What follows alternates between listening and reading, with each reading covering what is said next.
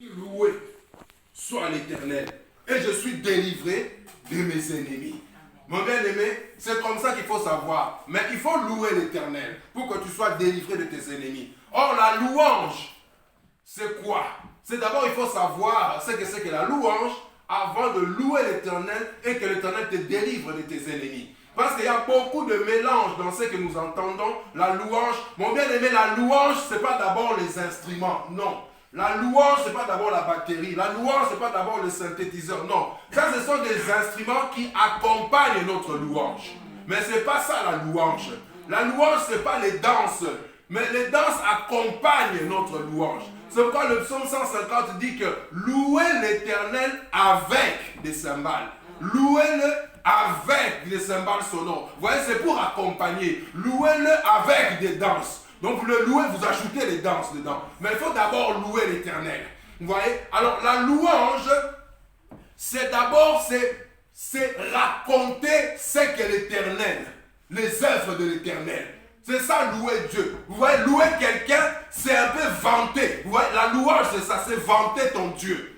Tu dois vanter ton Dieu. Tu dois savoir ce que Dieu a fait dans ta vie pour le vanter. Pour ça, tu n'as pas besoin de la musique. Tu peux être dans ta chambre, tu vas vanter ton Dieu. Parce que tu es fier de ton Dieu. Tu viens le vanter, c'est ça la louange. Vous voyez, il y a des gens comme ça, on les payait pour aller chanter, pour vanter des présidents, des hommes politiques. Ils étaient là en train de raconter ce que ces gens ont fait. La louange, c'est ça. Tu dois parler. Vous voyez, l'adoration, on dit à Dieu qui est Dieu. C'est qu'il est. Mais la louange, on raconte ce que Dieu fait. Ce que Dieu a fait. Ça, c'est la louange.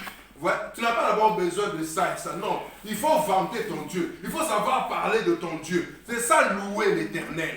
Ça dit qu'il faut commencer à dire ce que ton Dieu a fait. Ce que ton Dieu a réalisé. Les exploits de ton Dieu. C'est ça le louer. C'est ça le vanter. C'est ça, n'est-ce pas, venir parler pour lui. C'est ça le louer. C'est ça que ça veut dire la louange. Ce que Dieu a fait. Mais il y a beaucoup de gens, ils sont plus en train de louer le diable dans leur prière ou dans leur témoignage que de louer Dieu. Ils sont en train de raconter ce que le diable a fait. Finalement, quand vous écoutez de certaines personnes, c'est comme si Satan est tellement puissant. Il vient là-bas pour témoigner là-bas. Non, le diable nous a attaqués. Le diable nous a envoûtés. Le diable nous a écrasés. Le diable est entré dans notre maison. Le diable a ça. Mais finalement, tu es en train de louer. Toi, tu es un serviteur du diable. Tu es en train de vanter Satan.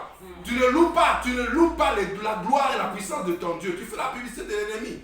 C'est pourquoi il y a d'autres témoignages qui ne sont pas bibliques. Non mais bien aimé, quand on était dans la sorcellerie, non on était là, on a attaqué ce chrétien-là, le diable est puissant. Non, un vrai chrétien, il est inattaquable, il est invincible. Nombre 23 dit que la malédiction ne peut rien contre Israël, ni l'envoûtement contre Jacob. Tu es protégé, la Bible dit qu'il a fait de ses serviteurs des flammes de feu. Toi tu peux toucher le feu, toi tu peux toucher le feu. Il a fait de ses serviteurs de vent. Tu ne peux pas attraper le vent. Tu ne peux pas saisir un chrétien qui est rempli du Saint-Esprit. Tu ne peux pas toucher un chrétien qui a le feu de Dieu. Tu vas te brûler parce qu'il a fait de nous des flammes de feu. Amen. Ça, c'est un vrai témoignage. On ne va pas vanter ce qu'un petit démon a cru faire. Tu ne peux pas toucher un chrétien. Alors, ce témoignage, je me demande si c'était un vrai chrétien. Parce que normalement, quand un chrétien s'avance, vous tous dans les camps du diable, c'est la débandade. Parce que Marc chapitre 16 dit qu'on t'a donné l'autorité de marcher sur les serpents, les scorpions et sur toute la puissance de l'ennemi et rien ne pourra vous nuire. C'est ça que le Seigneur dit. C'est ça, quand tu veux louer Dieu, c'est ça. Tu dois le vanter pour ce qu'il a fait, pour ce qu'il a réalisé. C'est ça la louange. Ce n'est pas d'abord le chanter, non.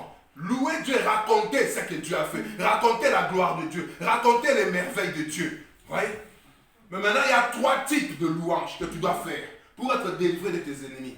Il y a 3 types de louanges. Tu dois raconter ce que Dieu a fait. Hein? Tu dois raconter ce que Dieu est en train de faire maintenant. Et tu dois raconter ce que Dieu fera demain. C'est ça les 3 types de louanges. Vous voyez? Parce que si on oublie ce que Dieu a fait, au lieu de louer Dieu pour ses bienfaits, on va oublier, le diable va commencer à te faire murmurer pour ce que tu ne vois pas maintenant, et tu vas oublier de louer l'Éternel. Vous voyez, celui qui ne loue pas l'Éternel, c'est quelqu'un qui est ingrat. Parce qu'il ne sait pas être reconnaissant. Vous voyez, la louange, c'est la reconnaissance. Remercier ce que Dieu a déjà fait dans ta vie. Ce que Dieu a déjà fait dans ta maison. Ce que Dieu a déjà fait dans ta famille. Ce que Dieu a réalisé dans sa parole. C'est ça la louange, c'est ça. Mais il y a des gens qui sont ingrats. Ils ne sont jamais contents. Ils ne sont jamais satisfaits. Ils ne disent jamais merci. Aucune reconnaissance. Ils sont toujours en train de se plaindre. J'ai vu quelqu'un qui m'a dit que non, cette personne-là, je lui donne plus d'argent, je lui envoie plus d'argent. Pourquoi? Je lui ai envoyé $20. Il me dit que ça, c'est pour acheter des cacahuètes. Ça ne me servira à rien. J'ai envoyé $50, mais ça ne compte pas. Qu'est-ce que je vais faire avec cet argent? J'ai envoyé $80. Il me dit, ah, qu'est-ce que je vais faire avec $80? J'ai envoyé $100. Il dit, mais qu'est-ce que je vais faire avec $100? Le voisin lui a envoyé $150. Il dit, alors finalement, je n'ai envoyé plus rien du tout. C'est là qu'il me dit, ah non, envoie même les $20 du début là. Parce que tu n'es jamais content pour dire merci quand même. Beaucoup de chrétiens sont ingrats vis-à-vis de Dieu. C'est le syndrome d'Adam et Ève dans le jardin. On a vu que c'est Dieu qui est mauvais parce qu'il n'a pas voulu les laisser manger l'arbre. Non, mais le jardin d'Éden, parce que ce n'est pas un petit jardin comme cette salle ici, non. Il y avait tous les arbres du monde entier dans ce jardin-là. Imaginez la gloire, la grandeur que Dieu avait mis dans ce jardin. Ouais, même rien que la mangue. Vous savez combien de catégories, d'espèces de mangues différentes qu'il y a? Rien que la mangue. Il y a 150 sortes de mangues différentes. Donc si on avait mis dans le jardin d'Éden des mangues, il y aurait eu 150 manguiers différents. Rien que les mangues. Si vous prenez les pommes, il y a plus de 500 variétés différentes. Si vous prenez les fraises, il y en a plus de 1000 différents. Donc vous imaginez tous ces jardins-là. Dieu a planté un jardin magnifique avec tous les fruits du monde entier. Tu n'as pas planté ça. Tu n'as pas semé ce jardin. Tu n'as pas arrosé. On t'a mis dedans gratuitement, Adam et Ève. On vous a mis dedans gratuitement. On vous a mis profiter, manger de tout, c'est un cadeau. Tu n'es pas content. Tu mets seulement l'arbre d'autrui, qu'on t'a dit ça, c'est à moi, ne touche pas. Au lieu de dire merci pour tous les fruits dont je peux manger, je suis fatigué de manger tellement que Dieu est bon. Mais vous ne voulez pas. C'est ça qu'il fallait qu'il commence à louer Dieu. Pour c'est bien fait, c'est ça la louange. Quand tu oublies ça, tu vas commencer à murmurer, c'est ça que Dieu n'aime pas. C'est pourquoi on ne voit pas les grandes délivrances. Parce qu'on oublie de dire merci à Dieu pour ce qu'il a déjà fait. C'est pourquoi Dieu a frappé Israël dans le désert. Vous savez, Dieu a dit à Moïse, je suis fatigué de ce peuple. Ils m'ont déjà tenté 10 fois. Mais ils continuent toujours à me tenter, ils ne sont jamais reconnaissants. Pourquoi Dieu a dit, ils m'ont tenté déjà 10 fois? Parce qu'en Égypte, ils voyaient déjà les miracles de Dieu. Ils ont vu l'eau du Nil changer en sang. Ils ont vu la poussière devenir des poux. Ils ont vu le soleil devenir ténèbres. Ils ont vu les grenouilles sortir, attaquer les Égyptiens. Ils ont vu Dieu frapper les premiers-nés des Égyptiens, même jusqu'aux animaux. Ils ont vu Dieu changer le bâton de Moïse. Il a changé en serpent. Ils ont vu Dieu attaquer le corps des Égyptiens. Ils ont vu Dieu envoyer les sauterelles, dévorer les plantations des Égyptiens. Ils ont vu les miracles de Dieu, 10 plaies en Égypte. Mais ils n'étaient pas contents. Dès qu'ils sont sortis de l'Égypte, ils sont arrivés devant la mer Rouge. Ils ont commencé à murmurer, Moïse, est-ce qu'il n'y avait pas de tombeaux en Égypte pour que tu nous amènes ici pour qu'on puisse être noyés? Pharaon est derrière. Mais vous oubliez les 10 miracles en Égypte. Pour dire que le Dieu qui a fait les 10 miracles, il est capable de faire des miracles. Il fallait qu'ils se mettent devant les eaux de la mer Rouge pour commencer à louer Dieu. Pour dire que c'est vrai qu'il y a la mer ici, mais nous on va louer Dieu. Pour les sauterelles qui ont détruit l'Égypte, on va louer Dieu. Pour qu'il nous a sortis de l'Égypte à main forte. Voilà pourquoi Dieu dit toujours, n'est-ce pas, à Israël, tous les prophètes qui sont venus. Et Dieu disait par les prophètes, Israël, souviens-toi que je t'ai libéré du pays d'Égypte, à main forte et à bras étendus. Tu as oublié ma puissance, tu as oublié ma gloire. Ils ont murmuré contre Moïse. Dieu a dit, n'est-ce pas, Exode 14, l'Éternel combattra pour vous, vous gardez le silence. Dieu a ouvert les eaux de la mer Rouge. Ils ont commencé à dire, oh, Dieu est puissant, Dieu est puissant. Ils ont traversé. Pharaon est entré dans l'eau. Dieu a refermé l'eau. Ils étaient tous noyés. Israël a dit, oh, Dieu est puissant. En tout cas, non, Dieu est puissant. Dès que c'est fini comme ça, ils sont dans le désert. Ils commencent à murmurer, on va mourir de soif, il n'y a pas d'eau ici. Moïse, vous avez oublié ce que Dieu vient de faire. Moïse doit aller chez Dieu, ils vont me lapider. Donne de l'eau. Dieu dit, regarde le rocher, frappe le rocher. Il a frappé le rocher, l'eau est sortie. Oh, miracle! Oh, Dieu est puissant, alléluia, Dieu est vivant. Mais après, ils ont faim. Mais, oh, on a faim. Qu'est-ce qu'on va manger? Nos enfants vont mourir. En Égypte, on avait du poisson, des concombres, des tomates. Mais Dieu vient de vous donner de l'eau par miracle. Vous ne remerciez pas, vous commencez à murmurer, on va mourir de faim. Il fallait qu'on reste en Égypte. Il y avait la viande là-bas. Il y avait des concombres. Il y avait des tomates. Mais non, Dieu a fait tomber la manne. Oh, miracle, on va manger. C'était toujours comme ça. Et puis ils arrivent devant le Jourdain.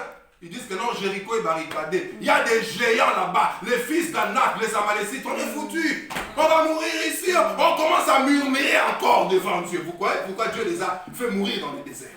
Parce qu'ils ne savaient pas louer Dieu.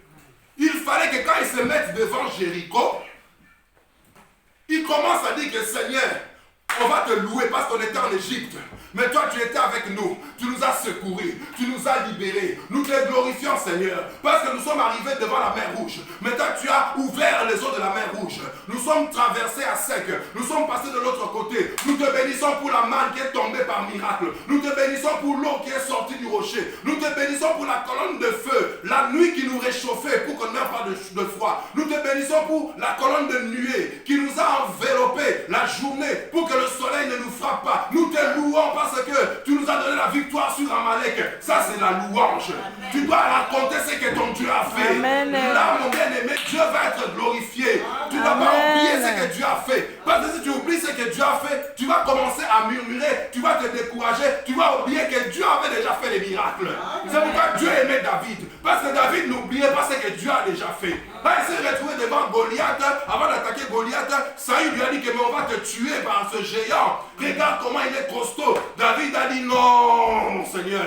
L'Éternel, je me souviens, j'étais dans la brousse, j'étais en train de louer Dieu, mais l'ours a attaqué les brebis de mon père. L'Éternel m'a donné la victoire, j'ai terrassé l'ours, je l'ai tué. Le lion a attaqué le brebis de mon père. Dieu m'a donné l'onction, j'ai attrapé le lion, je lui ai arraché les brebis de sa gueule, j'ai tué le lion. Comme Dieu m'a donné la victoire sur l'ours et sur le lion, je bénis Dieu parce qu'il me donnera aussi la victoire sur Goliath. De la même manière que hier, j'ai gagné sur l'ours et sur le lion, alléluia.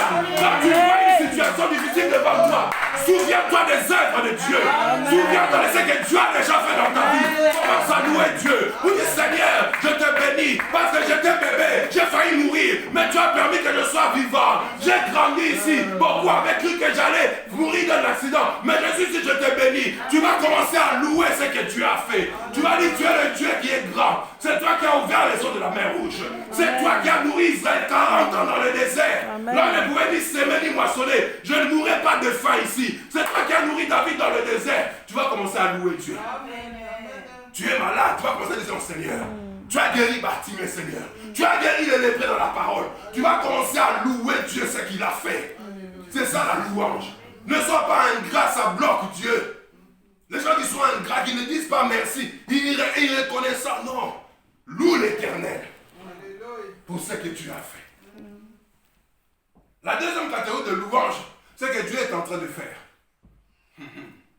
Parce qu'il y a des gens, Dieu est en train de te bénir, mais toi tu ne le vois pas. Dieu est en train de te bénir, mais toi tu ne le sais pas. Il faut que le Saint-Esprit t'ouvre les yeux. Pour que tu réalises ce que Dieu est en train de faire et que tu loues l'Éternel. Le diable va venir te montrer comme si Dieu ne fait rien maintenant. Mais le Saint-Esprit va venir te montrer que Dieu est en train de faire quelque chose. Alléluia.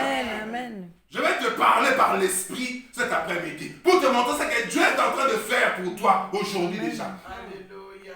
Toi, tu es assis là. J'ai dit tout à l'heure, levons-nous pour adorer Dieu. Tu sais que j'ai une sœur qui veut, elle dit que moi je vais servir Dieu dans la chorale. Je veux mettre une torche, aller avec les autres pour louer Dieu. Mais elle ne peut pas.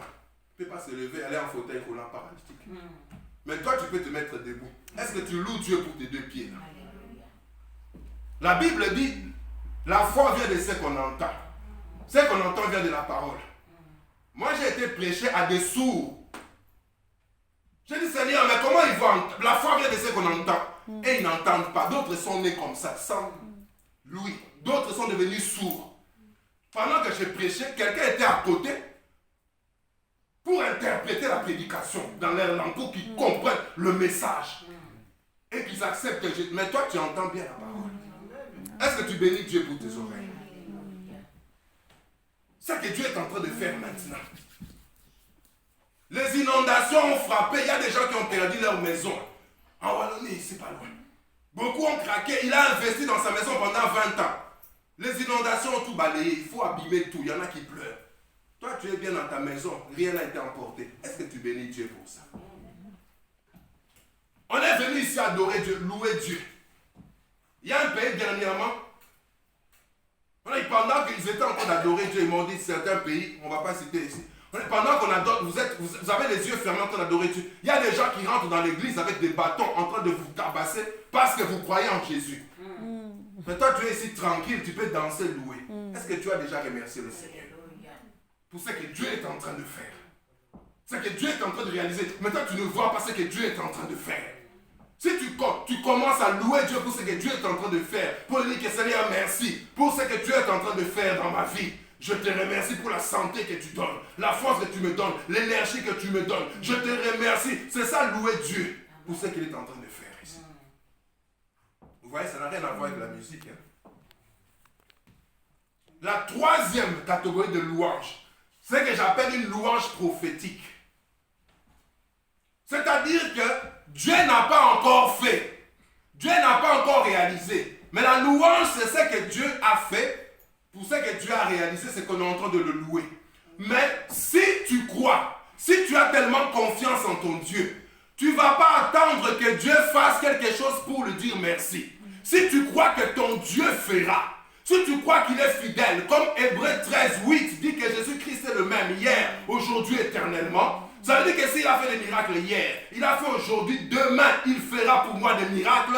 Alors je ne vais pas attendre que Dieu fasse des choses. Quand il fera, je le louerai pour ça. Je vais commencer par la foi à le louer maintenant déjà pour ce que Dieu n'a pas encore fait, parce que je sais que Dieu va le faire. Parce que ses promesses sont oui et amen. Alors c'est comme ça que beaucoup disent non, David a dansé, on va danser. Il y a une église comme ça, une doctrine comme ça. Vous venez au culte.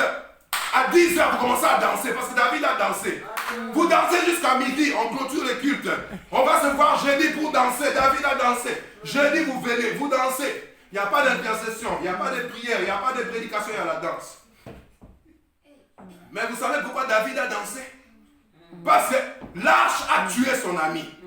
Vous voyez, Ouja, ça s'appelait Ouja. L'arche était en train de pencher. Maintenant, Ouja a vu que l'arche allait tomber. Il est venu tenir l'arche pour le remettre sur le chariot. Il n'était pas lévite, il ne pouvait pas toucher l'arche. Il n'y a que les lévites qui pouvaient toucher l'arche. Dieu l'a frappé, il est mort. David a regardé, il a dit que c'est lui. Le Seigneur est redoutable. L'arche ici ne viendra pas chez moi. Je n'ai pas envie de mourir. Il a envoyé ça, c'est un certain Obed-Édom. Lui, il a accepté l'arche de l'Éternel. Il a dit que non, amenez l'arche ici. Depuis que l'arche était dans la maison de cet homme-là, la bénédiction de Dieu était en train de remplir la maison de cet homme. On voyait la bénédiction dans sa maison.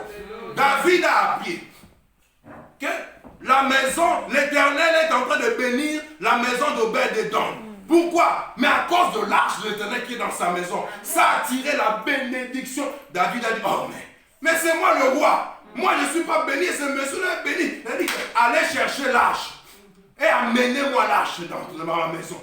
Pendant qu'on amenait l'arche, que David sacrifiait, tous les 7 pas qu'on faisait, il y avait la fête. David sacrifiait un animal pour l'Éternel qui était en train d'arriver. C'est pourquoi David maintenant a enlevé ses vêtements. La joie de savoir, Dieu ne l'avait pas encore béni. Dieu ne l'avait pas encore restauré. Dieu n'avait pas encore mis la gloire dans sa maison. Mais il sait que quand Dieu arrivera avec l'arche de l'Éternel dans ma maison, la bénédiction va s'abattre dans ma maison. C'est pourquoi avant que ça n'arrive, je sais que je serai béni. J'ai attaché mon panier et David a commencé à danser. C'était une louange prophétique. Parce qu'il sait déjà que quand l'arche viendra, oh, je verrai la gloire de Dieu. Je verrai la bénédiction de Dieu. Mon bien-aimé, c'est comme ça que tu dois louer Dieu pour ce que Dieu n'a pas encore fait. Ce qui est encore au loin, en train d'arriver par la foi. Toi, tu es ici. On va te dire, mais mon frère, on t'a donné un ordre de quitter. Pourquoi tu danses? Parce que je sais que mon Dieu va changer l'ordre de quitter en l'ordre de posséder les territoires.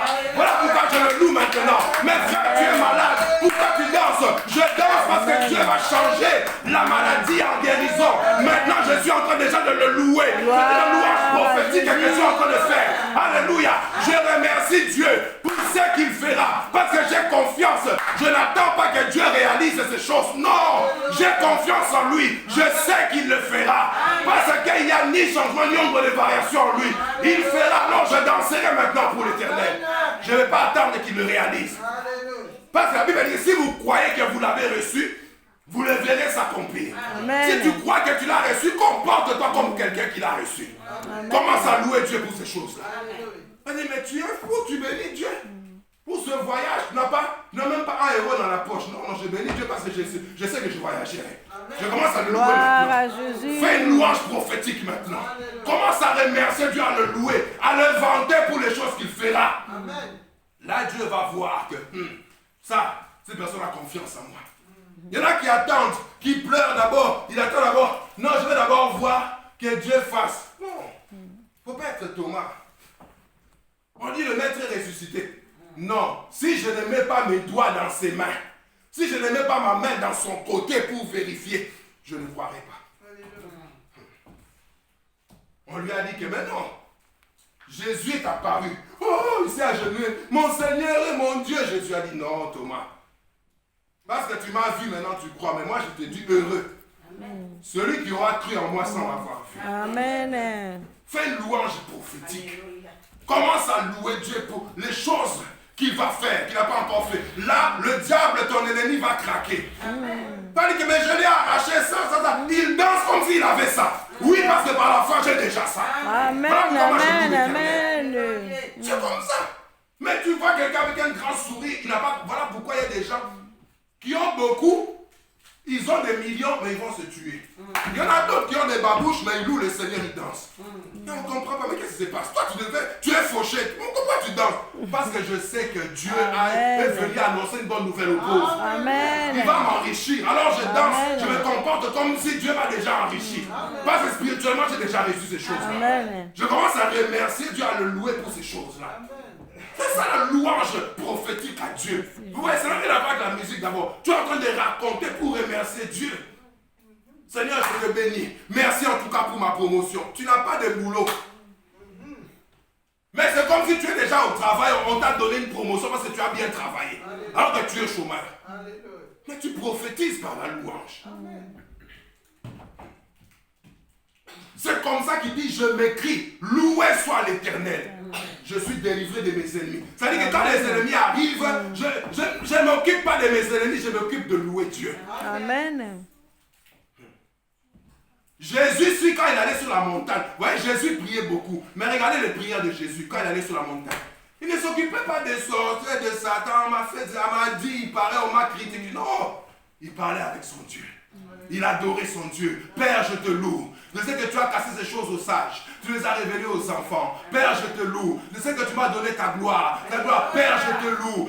C'est comme ça que c'est après cette louange-là, quand il descendait de la montagne, les démons fouillaient eux-mêmes. Les malades étaient guéris. Parce qu'il venait de parler avec Dieu. Il a loué Dieu. Il ne faisait pas des veillées pour ligoter, on ne sait pas qui. Tu crois qu'on a du temps à perdre avec des lapins? Quand il descendait la gloire, les démons criaient eux-mêmes. À cause de la présence de Dieu. Amen. C'est possible, mes bien-aimés. J'ai vu des démoniaques sortir du tram à cause de la présence de Dieu. Les gens croyaient que cet homme était fou. Non, c'était des démons. C'est la louange prophétique. Quand tu fais ça, je m'écris loué soit l'Éternel, je suis délivré de tous mes ennemis. Pourquoi maintenant quand tu loues Dieu, la délivrance arrive. La délivrance de tes ennemis arrive. Mais la réponse est là dans le psaume 24. Quelqu'un peut nous relire ça? Le psaume 22, verset 4. Quelqu'un peut nous relire cela? La réponse est là. Quelqu'un peut lire. Psaume 22, 4. Je lis au nom du Seigneur. Amen. Pourtant tu es le saint, tu sièges au milieu des louanges d'Israël. Ah, merci. Pourtant tu es le saint, tu sièges au milieu des louanges. Ah. Vous voyez? Tu sièges. Pour que Dieu puisse siéger, il faut qu'il y ait la louange. Tu sièges. Vous voyez, beaucoup disent que non, Dieu habite au milieu de la louange. Non, ce n'est pas ce que la Bible a dit. On a dit siéger, pas habiter. Dieu demeure au milieu de la louange. Non, on a dit siéger, pas demeurer. Ce n'est pas la même chose. Siéger, c'est un terme juridique. C'est un terme qu'on utilise pour le tribunal. Vous voyez, on va dire que le tribunal a siégé pour rendre le jugement. Pour rendre justice, on va dire non, le juge a siégé. Aujourd'hui, le juge va siéger. Les avocats vont aller là-bas parce qu'on va siéger. Les ministres ont siégé. C'est pour prendre des décisions qu'on utilise le terme siéger. C'est pour venir prendre des décisions. Dieu siège au milieu de louanges. Ça veut dire que seulement Dieu ne descend pas seulement là pour être dans la louange. Non, Dieu vient siéger. Ça veut dire que quand tu es en train de le vanter, tu l'as loué, tu l'as vanté pour des choses que Dieu n'a pas encore fait. Tu as endetté Dieu. Parce que tu l'as déjà vanté alors qu'il n'a pas encore réalisé. Comme Dieu ne peut pas, n'est-ce pas, mentir ou se repentir, Dieu dit que je vais venir siéger pour rendre justice, pour venir donner des jugements. Il va descendre quand tu loues, on dit que Dieu siège. C'est comme le grand juge pour rendre des jugements en ta faveur. C'est là que quand tu le loues, tu le célèbres, tu le vantes. Dieu vient siéger au milieu de ta louange.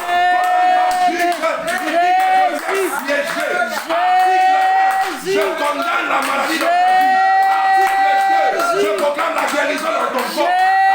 Article 3, je proclame nul ton ordre de quitter le territoire. Article 4, je te donne l'ordre de posséder le territoire. Article 5, je condamne le célibat dans ta vie. Article 6, je libère le mariage dans ta vie. Article 7, je condamne Satan.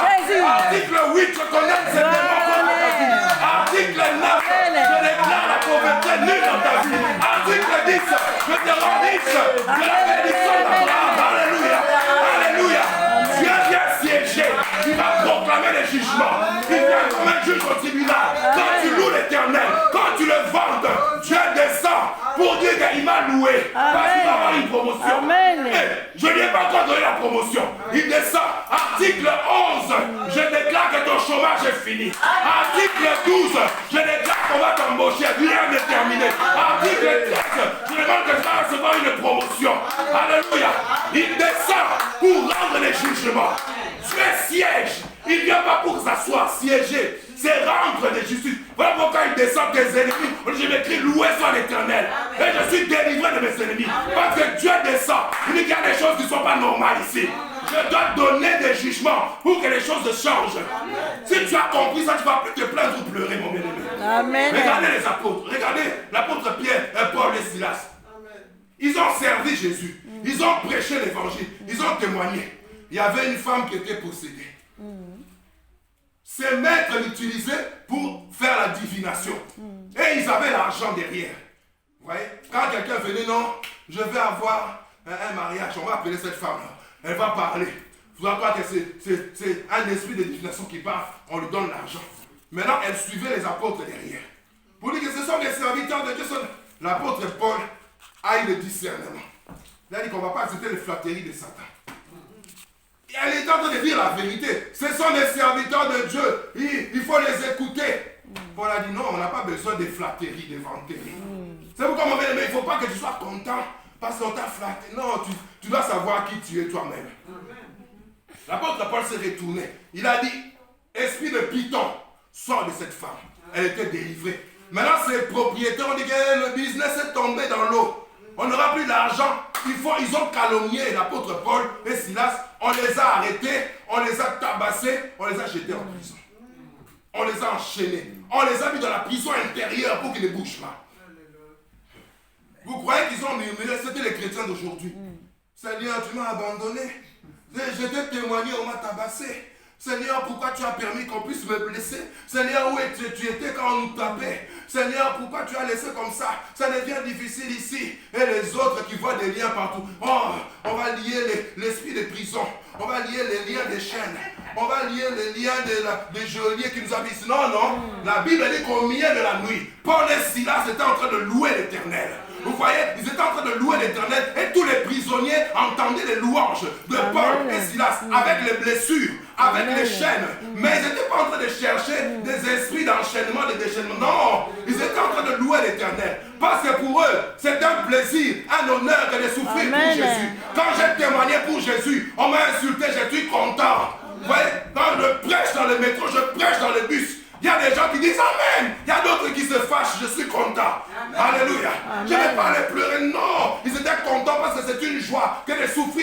Seigneur. D'être persécuté pour l'amour de Jésus. C'est un honneur, c'est une faveur. Tu ne dois pas voir ça que c'est mauvais, non. Ça prouve que tu es dans le bon. C'est comme ça qu'ils étaient en train de louer. Paul et Silas, ils étaient en train de louer l'Éternel pour ce que Dieu a fait. Il nous a permis de témoigner. Il nous a permis de délivrer cette femme qui avait l'esprit de Python. Il nous a permis, n'est-ce pas, de parler de Jésus. Ici, nous allons louer Dieu pour lui dire merci parce qu'il a fait de nous ses serviteurs. On n'était pas dignes malgré les chaînes, mais louer Dieu. La Bible dit au milieu de la nuit, la prison a tremblé. Pourquoi? Parce que Dieu est venu siéger au milieu de la louange de Paul et de Silas. La Bible dit que les prisons ont tremblé. Les chaînes de Paul sont tombées. Les chaînes de Silas sont tombées. Les portes de la prison se sont ouvertes parce que Dieu rendait les jugements. J'ordonne la libération de Paul.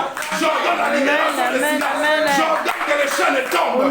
J'ordonne que les portes de la prison s'ouvrent. J'ordonne que soient libérés. Alléluia. Il siège au milieu de la louange. Tous les chaînes sont tombées. Les portes se sont ouvertes. Le geôlier a dit, je suis foutu. Parce que les prisonniers vont s'enfuir. On va me tuer, je suis responsable. Paul lui a dit, ne te fais pas du mal. Nous sommes là. On n'est pas parti. Il est venu s'agenouiller devant Paul. Il les a pris, il les a lavé leurs blessures. Il les a amenés dans sa maison. Il leur a donné la nourriture. Il a écouté l'évangile. Il a reçu Jésus. Toute sa maison a reçu Jésus. C'est là qu'on dit que crois au Seigneur Jésus et tu seras sauvé toi et ta maison. Et ils ont commencé encore à louer l'Éternel. Parce que Dieu vient de faire encore des grandes choses. C'est ça, mais bien aimé, que l'Éternel veut que tu comprennes. Il va venir siéger quand tu vas commencer à le vanter. Mais le diable a peur que tu vantes ton Dieu. Il va commencer à dire non, Dieu n'a pas fait ça. Dieu n'a pas réalisé ça. Dieu n'a pas accompli ça. Dieu n'a pas fait ceci. Ça va te bloquer. Mais David dit, je m'écris loué soit l'Éternel. Je suis délivré. Ça, c'est cette louange-là que Saül avait besoin. Quand les démons le tourmentaient, il appelait David. Quand David commençait à louer Dieu, les démons se calmaient. Il laissait Saül tranquille parce que la présence de Dieu venait siéger pour rendre des jugements, pour rendre justice. Amen. Pour dire que ça ne peut pas se faire. Ça ne peut pas se faire. Dieu descend. Et bien aimé. C'est là que les apôtres après, on les a ramenés. On leur a dit qu'on peut vous libérer. Ils ont dit que non, non, non. On nous a arrêtés en plein jour. On nous a jetés en prison en plein jour. Ils doivent venir eux-mêmes nous libérer en plein jour aussi. On va retourner en prison. On va dormir là-bas la nuit. Que le matin, on vienne nous chercher librement, ouvertement. C'est ça qui s'est passé. Et maintenant, ils ont encore loué l'Éternel pour ce que Dieu a fait. Si tu veux que Dieu siège pour disperser tes ennemis, commence à louer l'Éternel. C'est ça le secret. Quand tu as compris ce que Dieu a déjà fait, tu vas comprendre que maintenant, il faut le louer. David a compris cela, il a loué pour dire que non, le Dieu qui va délivrer de l'ours, du lion, me délivrera de Goliath. C'est la louange. C'est comme ça quand il s'est avancé devant Goliath. Goliath maintenant, voilà pourquoi je vous dis que la louange, c'est d'abord raconter, c'est que Jésus a fait dans ta vie, ce qu'il a fait pour toi, c'est raconter ses œuvres, c'est ta parole d'abord. Tu ne peux pas dire que tu as mis la musique, tu as dansé, tu as dit j'ai loué Dieu. Tu n'as pas loué Dieu. C'est la musique là qui a loué. C'est le chantre là qui a loué. Toi, tu n'as rien dit. Toi, tu dois parler pour vanter ton Dieu. C'est comme ça que Goliath s'est mis devant David. Il a dit que mais tu viens, tu veux te battre avec moi avec un bâton, avec des pierres, avec une fronde. Est-ce que je suis un chien?